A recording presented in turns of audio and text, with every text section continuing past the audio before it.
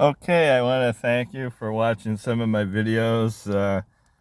My videos tend to get, some of them get hundreds or thousands of views, so I really haven't put enough news on here, so I just happen to be browsing through a newspaper here in the deep south of the United States. As I mentioned, I've taught English in China and South Korea, and making up activities for uh, people who don't speak English, and also uh, I worked at the newspapers in the United States for a number of years. So here's one. I just do some wire stories here, so I don't have to name these newspapers, because then I don't. It's common knowledge in news service stories, most of it, if they're not feature stories. Here it says, in this newspaper, Starbucks CEO replaced Chipotle CEO to take over. There's a big shakeup at the top of Starbucks CEO Laxman Nareshmahan is out effective immediately, and Brian Nicole, the head of Chipotle, is in. Nicole has his work cut out for him. Starbucks is in a slump with customers complaining about high prices and long wait times. It also has struggled to switch to a post-pandemic world that favors mobile takeout and quick drive-through over sitting down and lounging around in a coffee shop. Well, that's true in the United States and foreign countries. Those coffee shops like Starbucks are pretty popular for people learning English at schools, doing a lot of walking, mass transportation on subways and stuff like that. But here in the United States, I think a lot of people are interested in maybe walking around more, losing some weight, and having their food delivered, and whether it's through walking, bike riding, automobiles. Here's one, another national. I was a wire editor up in Ashland, and I was also a wire editor in Eau Claire, Wisconsin. The Eau Claire Daily at that time, back in the 1980s, 1986, 87, I was a weekend wire editor there, one of several people who worked heavily on the wire, and that was a daily newspaper at that time, not a weekly with the print paper editions, and that had a circulation at that time of 45,000. Nowadays, they're calling some of these newspapers daily because they put them on the internet each day, and daily used to mean publishing a print edition Monday through Sunday or Sunday through Saturday, something like that. Here it says Ukraine claims gains as Russia grapples with incursion, and it names the writers from the Bloomberg News Service. Ukraine had been weighing several possibilities for an attack that would shock the leadership in Moscow and put President Vladimir Putin on the back foot before storming across the border last week, according to a Western official familiar with planning. With Ukraine's military on the defensive and Kremlin forces securing marginal gains this year, a cross-border attack had been weighed for some time before the surprise incursion into Russia's western Kursk region a week ago, the official said on condition of anonymity. President Vladimir Zelensky's the president of Ukraine, top commander Ola Cassandra Sursky now says the military has seized control of about 1,000 square kilometers.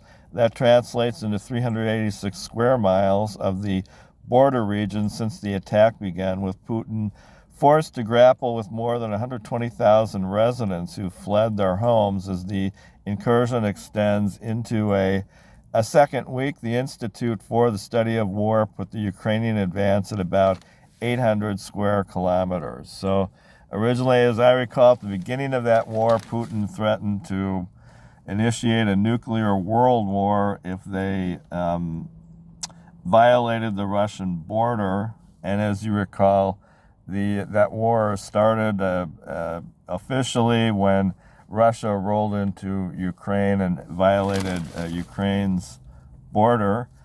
And Putin and the Russian armies turned down the opportunity of leaving it nonviolent, just trying to make a point that they had to have a strong military in Russia. They could have rolled out and left it nonviolent and try to get a percentage of the oil money or the percentage of the real estate in that region, whatever their if they have logical goals, whatever they're trying to accomplish that way. Instead, as you know, there's been a long, drawn-out war there with the United States sending a lot of money and arms to Ukraine. So now we see here years later that Ukraine is occupying some territory in Russia, and so far, there, as far as we know, there has not been the beginnings of a nuclear holocaust. This headline up here, Musk cozies up to Trump, pitches role for himself. Former President Donald Trump and Elon Musk held a warm but glitch-delayed conversation on X that saw the tech mogul, I guess that's Elon Musk, pitch a role for himself should the Republican nominee win a second White House term. Pointing out that this is the third time Trump has run for president, and he was elected against Hillary Clinton the first time. The highly anticipated discussion started roughly 40 minutes late, stretched more than 2 hours, and largely rehashed the notes that the former president routinely strikes at his campaign rallies. The pushback start was an embarrassing blow to Musk's social media site and the latest hiccup for Trump, whose campaign has struggled to douse a burst of momentum from Vice President Kamala Harris in the weeks since she replaced President Joe Biden as the Democratic presidential nominee. The billionaire entrepreneur blamed the delay on a cyber attack without providing any evidence, and when the event started, Musk suggested Trump's opponents were responsible. Trump sought to spin the delay as a sign of interest in the event.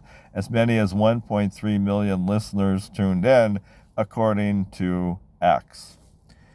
This is now at almost 7 minutes. There is sort of a 10-minute limit on TikTok. I've only put a small amount of news on here, even though I was a daily newspaper sports and also wire editor. I'm going to fold this one up. I'll give them a little credit. This is the Sun Herald and Mobile. Those were their news services in Alabama. And a lot of that junk is common knowledge with a news service, so I don't think you have to be real tight with copyrights. I'm just looking around here for some wire stories to read off. National, international. Looking at this paper. This is the Pensacola newspaper. And I'll see if I can even find anything national that I'm in here interested as I'm approaching 8 minutes now with only 2 minutes to go. Poll, Harris erases Trump's leads in key battleground states. Multiple paths to 270 electoral votes open for Democratic candidate. This one's from USA Today. Washington, Kamala Harris is ahead or tied with Donald Trump in 6 of 7 battleground states, according to a new survey released Wednesday, erasing the leads the former Republican president enjoyed before Joe Biden dropped out of the race last month. This is over 8 minutes now. The Cook Political Report survey conducted by Democratic polling firm BSG and Republican polling firm GS Strategy Group found Harris leading Trump in Pennsylvania, Michigan, Wisconsin, North Carolina, and Arizona, and tied with Trump in Georgia. Nevada is the only battleground state that Trump still leads, the poll found.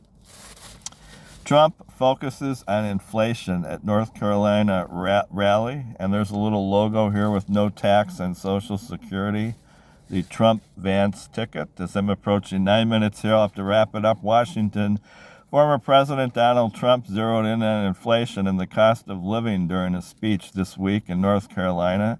Well, I think we have seen the cost of food go up since the war in Ukraine started. Focusing on an issue Republicans are confident in as Vice President Kamala Harris gained ground in new polling ahead of her convention next week. Trump, who spent months knocking President Joe Biden for his handling of the economy and the U.S. Southern border, shifted his attack to Harris during the address in a battleground state he barely won in 2020. All right, and then here's an update on the hurricane. Well, I'm not real keen on that right now. These are older editions. Look at them occasionally. Look for some national and international stories. There is a hurricane weather-wise brewing out in the Atlantic Ocean. So there it is. I have just summarized several national wire stories. That junk is generally known to be common knowledge here at this interstate rest area, wooded area.